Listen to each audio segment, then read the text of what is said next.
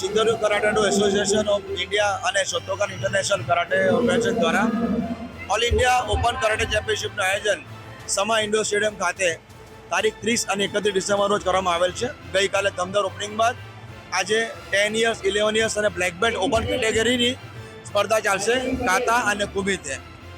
આ સ્પર્ધામાં દેશમાંથી 4 રાજ્યોમાંથી કુલ 800 સ્પર્ધકોએ ભાગ લીધો છે અને મહત્વની વાત એ છે કે આ સ્પર્ધામાં છોકરીઓ યુવતીઓ વધારે પ્રમાણમાં ભાગ લઈ રહી છે, મોર દેન બોયઝ. તો આજના જમાનામાં તમે જોવો છો કે પ્રોટેક્શનની જ્યારે વાત આવે કે મહિલા સુરક્ષાની વાત આવે તો છોકરીઓ અત્યારથી એટલી સક્ષમ થઈ રહી છે કે કરાટેની પ્રવૃત્તિમાં અત્યારે સૌથી વધારે ભાગ લઈ રહી છે. પોતાને આત્મરક્ષા, પોતાને વિશ્વાસને વધારવા માટે આજે આ યુવતીઓ અને તેમના પેરેન્ટ્સ એટલા બધા જાગૃત છે કે આવી અવારનવાર થતી સ્પર્ધામાં ભાગ લે છે. સાંજે 6 વાગે બધા ટીમ ચેમ્પિયન્સ ટ્રોફી આપવામાં આવશે, ચેમ્પિયન એવોર્ડ આપવામાં આવશે, બેસ્ટ ફાઇટર એવોર્ડ આપવામાં આવશે. મારું નામ જયેશ ધાઈબર, ઓર્ગેનાઇઝિંગ ડાયરેક્ટર.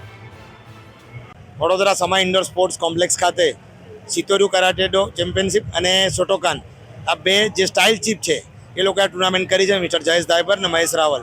આ ટુર્નામેન્ટમાં અલગ અલગ શાળાઓના બાળકોએ ભાગ લીધો છે, ડિસ્ટ્રિક્ટ લોકોએ ભાગ લીધો, સ્ટેટમાંથી બાળકો આવેલા છે. મોટી સંખ્યામાં છોકરીઓએ વધારે ભાગ લીધો છે. આ ટુર્નામેન્ટમાં ફર્સ્ટ, સેકન્ડ, થર્ડ અને ફોર્થ આ રીતે પ્રાઇઝ આપવામાં આવશે. આમાં ટીમ કાતાની પણ આયોજન કરેલું છે. હવે આ જે છોકરાઓ જીતશે એ આગામી ટુર્નામેન્ટ इंटरनेशनल लेवल की टूर्नामेंट में भाग ले सकते. अब खबरों से लगातार अपडेट रहना हुआ आसान. BRG न्यूज आपके मोबाइल स्क्रीन पर आज ही BRG न्यूज की mobile app Google play store और ऐप स्टोर से डाउनलोड करें और खबरों से लगातार जुड़े रहें.